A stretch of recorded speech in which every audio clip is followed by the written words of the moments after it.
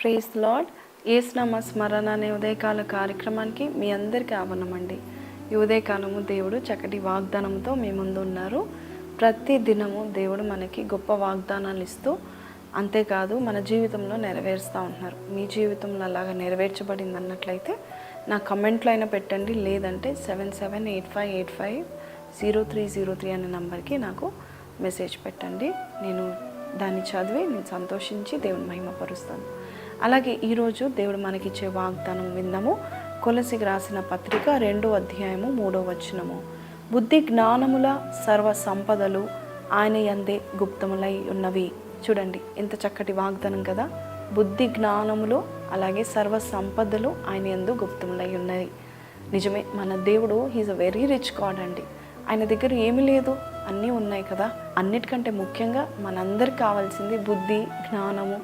సంపదలు ఉన్నా లేకపోయినా ఈ బుద్ధి జ్ఞానం ఉంటే సర్వ సంపదలు మనం పొందుకోగలుగుతాము. చాలాసార్లు కొంతమంది చెప్తూ ఉంటారు, నా ఇల్లు కూలిపోయిందండి, నా కుటుంబం విరిగిపోయిందండి అని చెప్తూ ఉంటారు. దానికి కారణము ఎవరో కాదు, మీరే కావచ్చు. అవును, బైబిల్ సెలవిస్తున్న మాట 24 సామెతల్లో ఏముందంటే, జ్ఞానం వలన ఇల్లు కట్టబడును, వివేచన వలన అది స్థిరపరచబడును. అలాగే సామెతలు 14:1 జ్ఞానవంతురాలు తన గృహానికి తన ఇంటిని కట్టుకుంటుందంట, 3 రాళ్ళు తన చేత్తో పెరికి వేస్తుంది. సో నీ కుటుంబం కూలింది అంటే కారణము నీ చేతులే. నీవే జ్ఞానము లేక నీవు కొన్ని తీసుకున్న నిర్ణయాలు బట్టి కూలిపోతూ ఉంటుందేమో. అందుకనే మనకి బుద్ధి కావాలి, మనకి జ్ఞానము రావాలి. అది ఎవరిస్తారు అంటే బయట షాప్లో దొరికేది కాదు జ్ఞానము, డబ్బులాగా కనబడేది కాదు జ్ఞానము, దేవుడే ఇవ్వాలండి. మొదటి జామున లేచి నువ్వు ప్రార్థన చేసి, ప్రభా నా జ్ఞానం కావాలని ప్రార్థన చేయి. దేవుడు అంట, బైబిల్ సెలవిస్తుంది యాకోబు 1:5 ఆయన ధారాళంగా ఇస్తాడంట. అడిగే వారికి ఆయన ధారాళంగా ఇస్తాడంట. అవును, సొలొమోను కూడా అడిగాడు, నా జ్ఞానం కావాలి ప్రభా, నేను బాలుడను, నీ ప్రజల్ని ఏలడానికి నా జ్ఞానం కావాలన్నప్పుడు ఆ మాట, ఆ ప్రార్థన దేవునికి ఇష్టమైందంట. దేవుడు సొలొమోనుకు జ్ఞానంతో పాటు సర్వ సంపదలు కూడా ఇచ్చినట్టుగా మనం చూస్తూ ఉంటున్నాము. ఈరోజు నీ జీవితంలో సరైన డెసిషన్స్ తీసుకోలేకపోతున్నావా? ఎందుకు నా భార్యతో నేను సరిగ్గా జ్ఞానంగా మాట్లాడలేకపోతున్నాను, నా భర్తతో ఎలా ఉండాలో నాకు తెలియట్లేదు, లేక నా కుటుంబాన్ని ఎలా నడిపించాలో నాకు తెలియట్లేదు, నా పిల్లల్ని ఎలా పెంచాలో నాకు తెలియట్లేదు, ప్రతి చీటికి మాటికి గొడవ పడుతున్నాం, ప్రతిదానికి తిట్లు తింటున్నాను, ప్రతిదానికి ప్రతి ఒక్కరి ఇంట్లో ఉన్న వారు నన్ను అవమానపరుస్తున్నారు అని అంటున్నావా? అయితే నీకు జ్ఞానం కావాలి, దేవుడిచ్చే బుద్ధి నీకు కావాలి. ఈ 2 ఉన్నట్లయితే సర్వ సంపదలు వాటంతట అవే నీ వద్దకు వస్తూ ఉంటాయి. ఈరోజు బుద్ధి జ్ఞానములు సర్వ సంపదలు ఆయన యందు గుప్తములై ఉన్న దేవుని మనము ప్రార్థన చేద్దాము. అలాగే ఇంకొక మాట కూడా 4వ వచనంలో చెప్తా ఉంటుంది. ఈ వాక్యం ఏంటంటే, ఎవరైనా మిమ్మల్ని మాటల చేత మోసపుచ్చుతారేమో చూసుకోండి అంటున్నాడు. నిజమే, జ్ఞానం లేక మనం మోసపోతున్నాము. మన జీవితాల్లో మనకు ఆ జ్ఞానం కావాలి. చూడండి, చిన్న కష్టం వచ్చినా పెద్ద శోధన వచ్చినా మనం సరిగ్గా నిర్ణయాలు తీసుకోవట్లేదంటే దాని కారణము మీ జ్ఞానం లేదు. ఈరోజు దేవుని సన్నిధిలో మనం అడుగుతామా?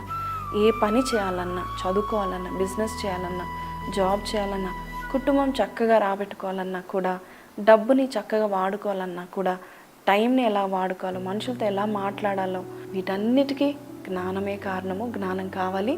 అది దేవుడు అడిగేవారికి తప్పకుండా ధారాళంగా ఇస్తారంట. మనం అడుగుదామా? ఈరోజు ప్రార్థన చేసి ప్రతి నిర్ణయము నేను సరిగ్గా తీసుకోవాలి, వివేచన నాకు కావాలి.